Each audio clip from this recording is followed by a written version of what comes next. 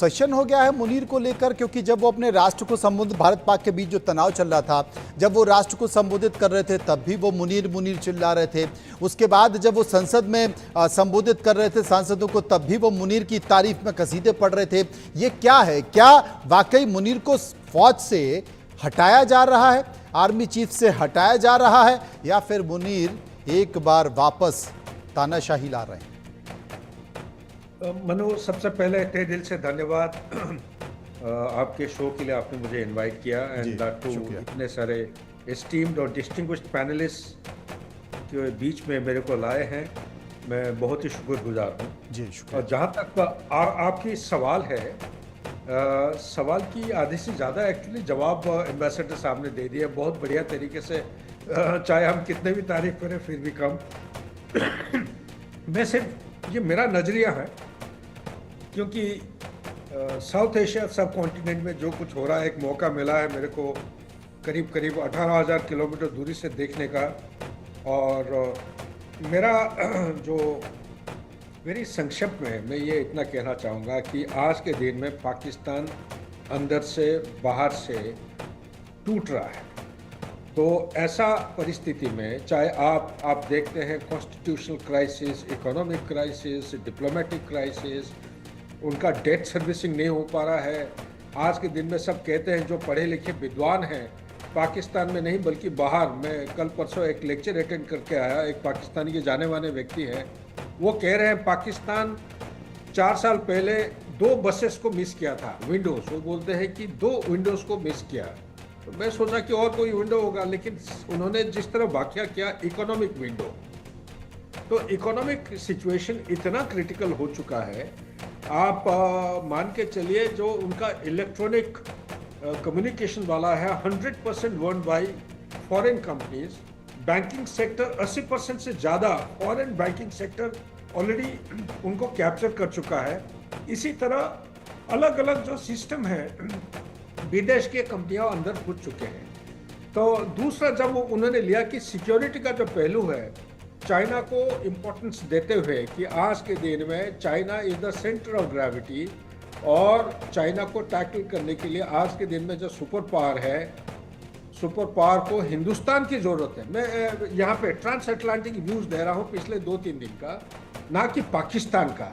चाहे पाकिस्तान के लिए वो कुछ भी करें, मैं ये कहूँगा मेरा जो एनालिसिस है, चाहे कितने भी उनका रिश्ता पाकिस्तान के साथ टॉर्मेंटिंग हो, अमेरिका पाकिस्तान को छोड़ के कहीं जा नहीं सकता है, वो यही रहेगा। लेकिन मसला क्या है, ये फील्ड मार्शल क्यों बना रहे हैं?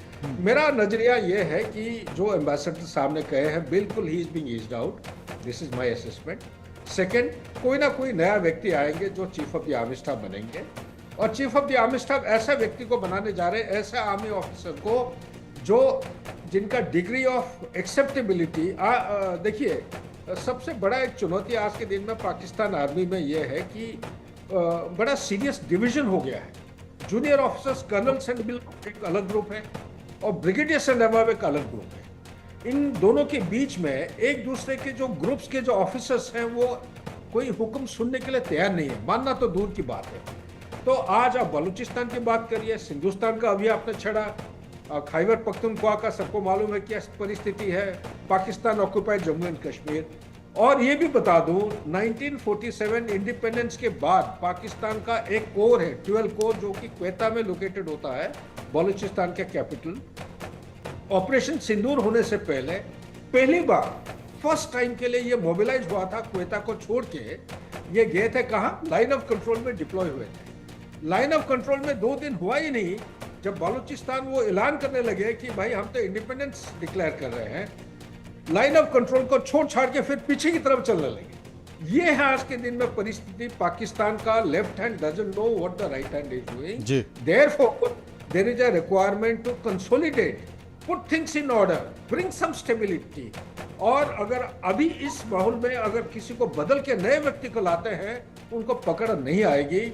मेरे विचार के मुताबिक थोड़ा बहुत स्टेबिलिटी हासिल करने के लिए ये इनको फील्ड मार्शल बनाया गया है, ताकि पावर, अथॉरिटी, जहाँ तक ऑनररी स्टेटस है, एम्बेसडर साहब बैंग ऑन, एंड ये एक ऑनररी रैंक होता है। लेकिन हमेशा पूरा विश्व में मिलिट्री साइंस को जितना गहराई में जाएंगे, एक चीज उभर के आता है, फील्ड मार्शल एक ऐसा ऑनररी रैंक है मिलिट्री विक्ट्रीज के बाद दिया जाता है, ना कि मिलिट्री डिफीट के बाद।